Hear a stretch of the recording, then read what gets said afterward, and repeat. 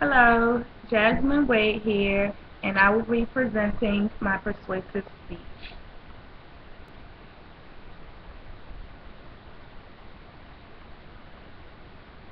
Instead of implementing strict disenfranchising laws and regulations, governments, prisons, and agencies should promote practices that foster development through investment in education, family system structure, and reintegration into society. In my previous speech, I reviewed the impact of the mass incarceration of black males on the black community at large. In this speech, I will use findings from my research to explore feasible recommendations and solutions to address the challenges presented to an entire community by this phenomenon. Action can be taken through the federal government, which will implement laws throughout the nation, or on a state level.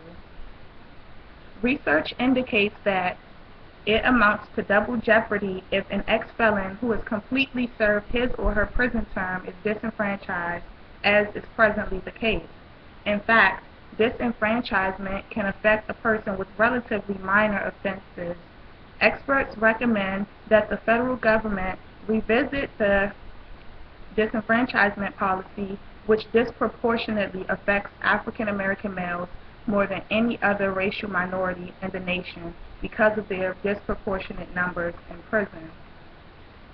Recommended drug treatment is suggested rather than imprisonment.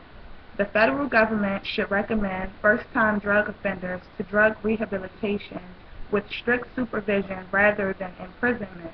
By requiring treatment and strict supervision, drug addiction could be reduced as well as recidivism, or returning to prison. Their criminal record should be expunged at the completion of treatment and their voting rights reinstated. Right now, 46 states and the District of Columbia impose disenfranchisement laws that deny ex-convicts the right to vote upon their return to society. Legislation should be enacted to end racial profiling.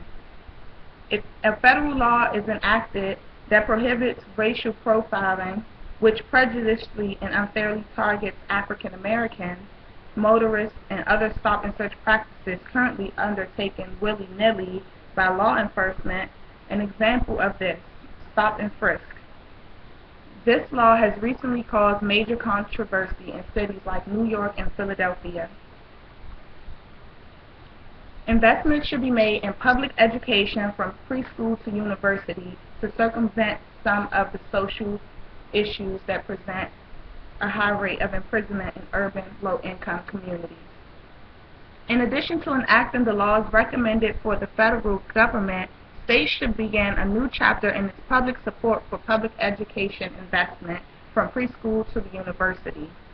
This may sound like a tall order or utopian dream, especially given the state of the economy.